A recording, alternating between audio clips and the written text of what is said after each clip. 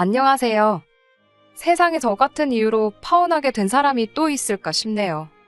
이미 벌써 한참이 지난 일이지만 아직도 그때 생각하면 어이가 없어서 웃음만 나옵니다. 물론 그때는 속이 상하기도 하고 세상 모든 게 다 짜증날 정도였는데 지금 생각해보면 참 잘했다는 생각밖에 들지 않네요.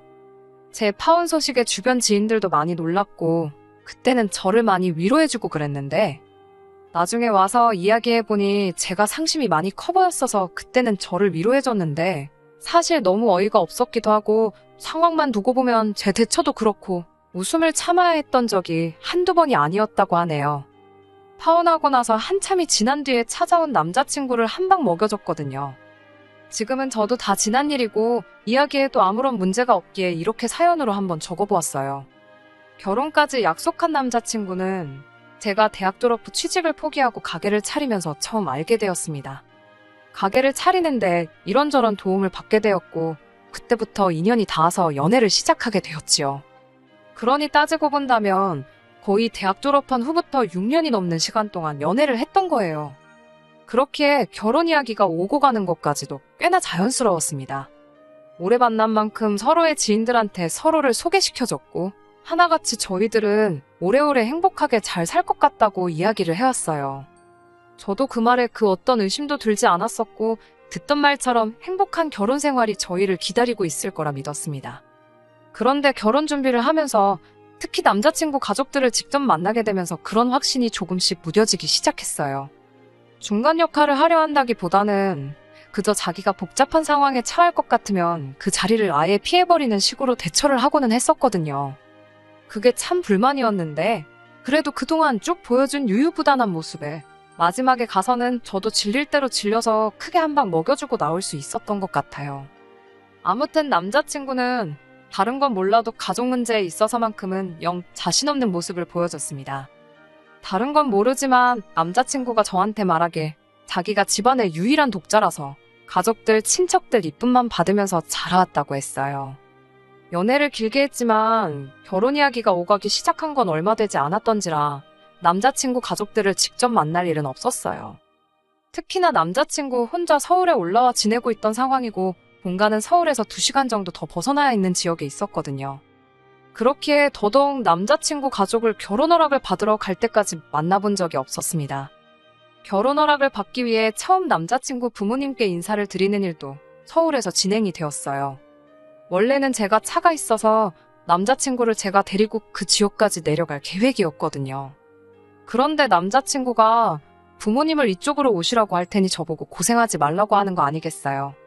그래도 그렇지 다른 자리도 아니고 결혼 허락을 특히나 제가 남자친구 부모님한테 처음 인사드리는 자리인데 어떻게 어른을 오라가라 하게 만드냐고 그냥 차 끌고 내려가겠다 했습니다. 애초에 남자친구는 면허를 따지 않고 있었던지라 연애하는 동안 차로 이동을 해야 할 때는 제가 항상 운전을 했었거든요. 그때는 잘만 타고 다녔으면서 이제 와서 왜 제가 운전하느라 고생할 거라 생각하는지 이해가 가지 않았어요. 그렇게 고생스러워 보였으면 면허라도 따놓던가 그랬으면 서로 교대해서 운전해 갈 수 있었을 텐데요. 아무튼 제가 계속 부모님을 오라고 하겠다는 말에 내가 가는 게 문제없다는 식으로 계속해서 의견을 피력하니 남자친구가 난감해하는 모습을 보였습니다.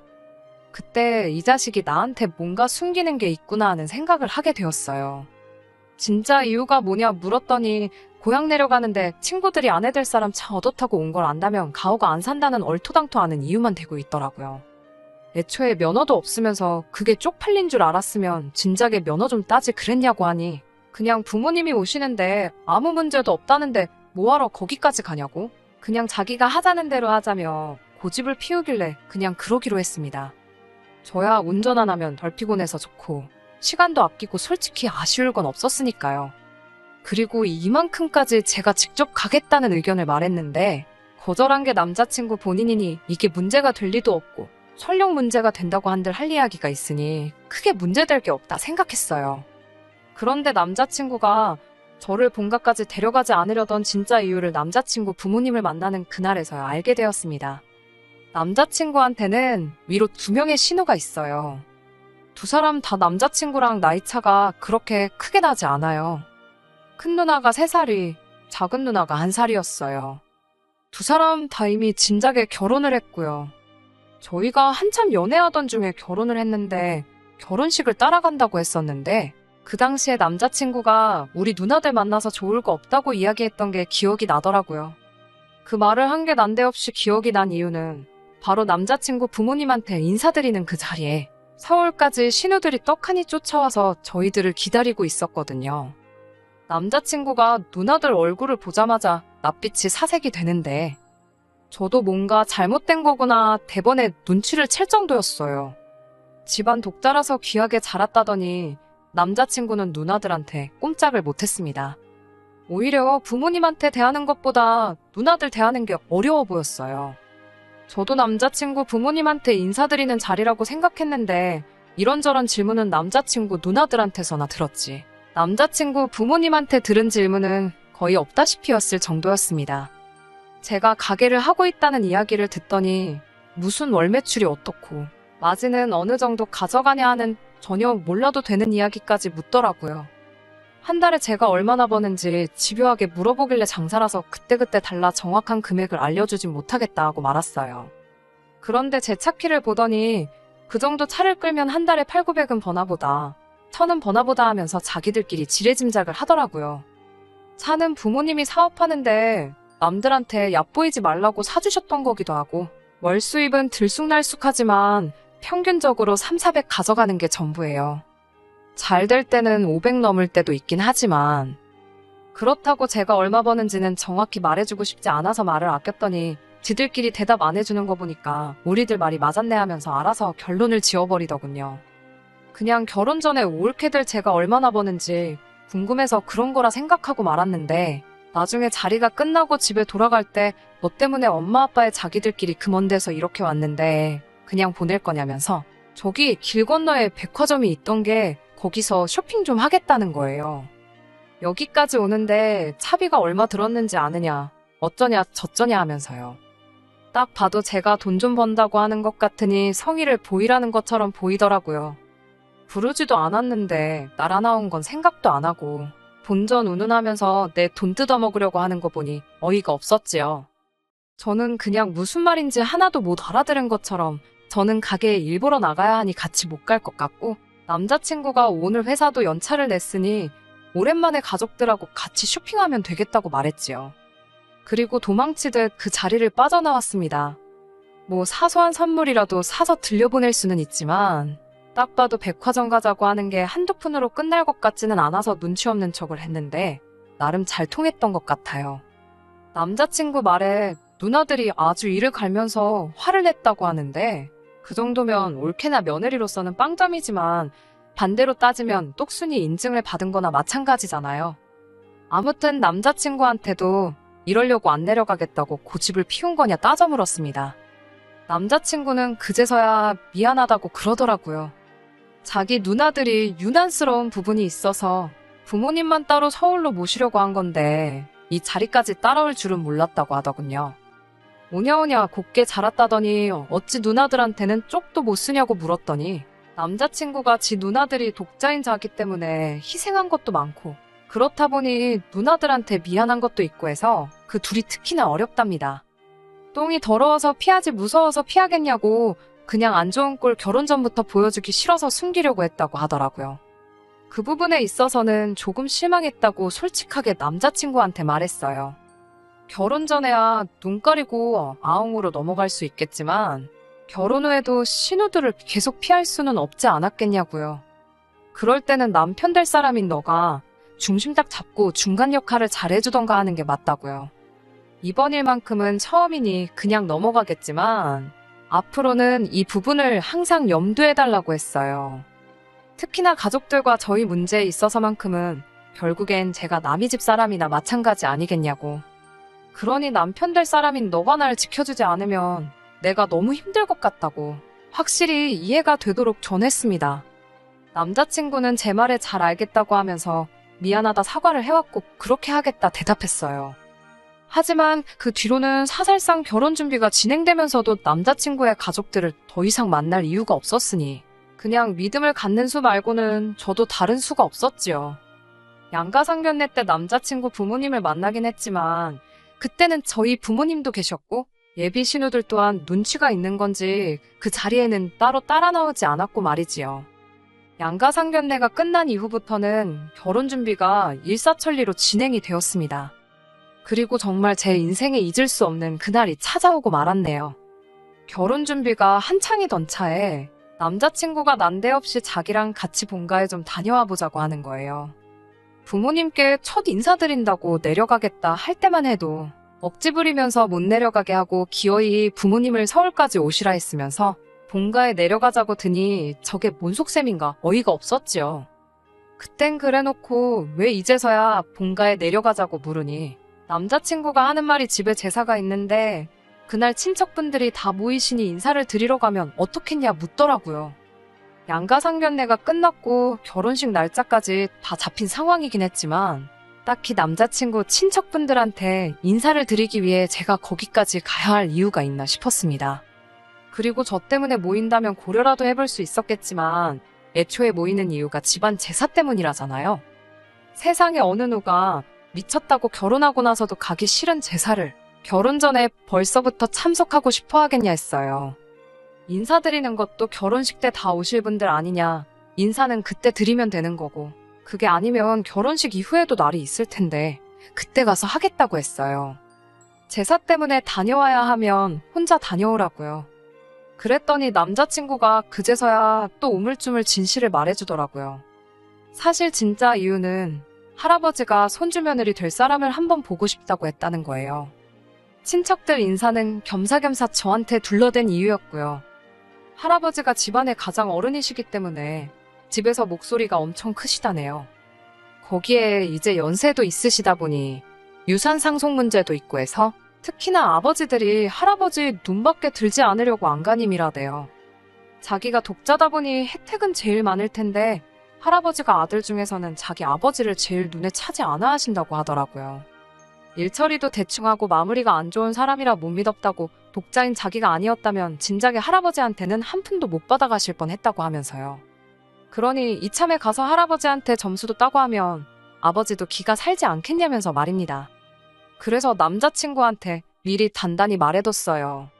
전번 누나들하고 있을 때처럼 중간 역할 잘못하고 내가 당하는 꼴 지켜보고만 있으면 저도 가만히 있지는 않겠다고요.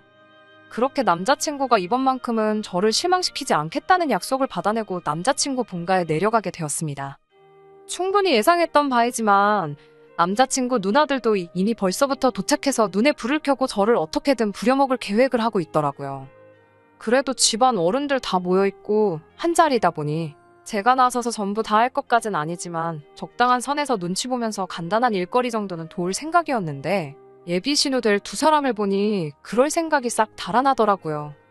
그래서 일부러 더 아무것도 안 했어요. 애초에 결혼했다면 모를까 결혼하기 전인 시기에 따지고 보면 남의 집 제사나 마찬가지인데 제가 뭐 도와야 할 의무가 있는 것도 아니잖아요. 그래서 일부러 더 얄미우라고 정말 아무것도 안 했습니다. 제사도 딱 잘라서 참석 안 했어요. 애초에 저희 집은 종교가 달라서 제사도 안 지내거든요. 그런데 그게 남자친구 할아버지의 심기를 건드렸나 봐요.